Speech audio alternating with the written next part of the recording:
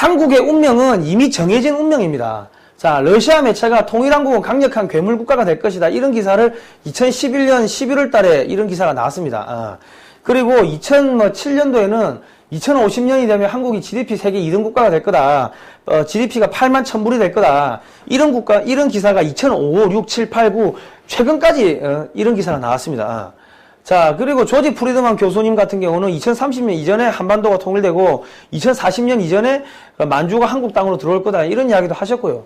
그리고 국제선교신문에 보니까 한국이 세계를 주도하는가 해가지고 이런 기사가 쭉 나왔던데 한국 강대국론이라는 게 있다. 1888년에 미국 북장로교 해외 선교부 연례 보고서를 보면은 한국은 기독교의 열매로 부강한 나라가 될 것이며 강대국이 될 것이다.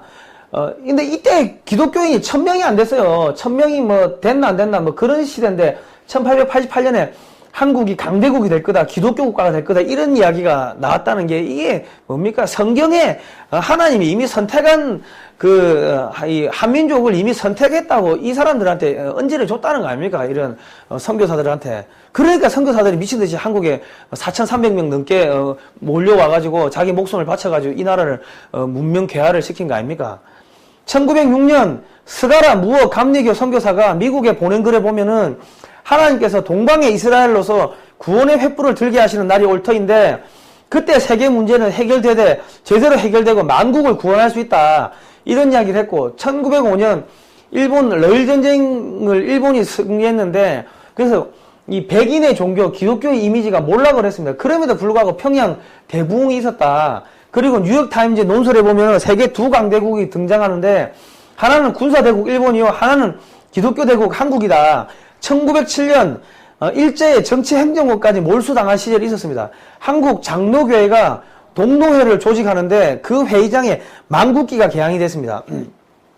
북장로교 해외선교부 총무 아서 브라운은 한국이 국제정세의 전략적 요충지요 세계의 심장이 될 거다. 이런 역할론을 강조했고 1920년에 코리아 미션 필드 선교 잡지에는 한국은 지정학적으로 전략적으로 중요한 위치에 있으면서 하나님의 무궁한 것을 다 소유하기에 이르렀다. 한국은 이제 동양과 세계가 풍요하게 될 수 있도록 그 소유한 것을 베풀고 펼치는 나라가 되도록 그렇게 설계되어 있다. 이런 기사가 났다는 거예요. 선교 잡지에. 1930년에는 한국 교회가 찬송가를 제작했는데 곧 아침 해가 돋을 때 만물 신선하여라. 나도 세상 지날 때 햇빛 되게 하소서. 이런 이야기가 일제 식민 치하에서 이런 노래가 나온 거예요.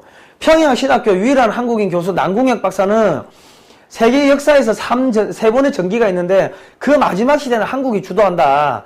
1934년 김교신은 한국의 지도를 바라보며 곧 한국은 대륙을 등에 걸머쥐고 일어서려고 허리를 펴는 모습이다. 이런 이야기를 했고 1994년 영국의 거대 신문 맨체스터 가디언에는 한국은 세계의 종말이 오기 전에 세계를 영도할 것이다. 이런 기사가 실렸습니다. 그리고 2010년에는 미국의 주간지 뉴스위크는 한국이 로마 제국 콘스탄틴 대제가 한국과 같은 일을 금세게 해낼 것이다. 이런 찬사들이 있었다. 그러니까 한국은 하나님이 이 복음 통일 전 세계 이 모든 나라 이 열방을 소위 말해서 복음을 전파하라고 인류 구원을 위해 가지고 제사장 국가를 세우기 위해 가지고 미리 만들어 놓은 그런 나라입니다.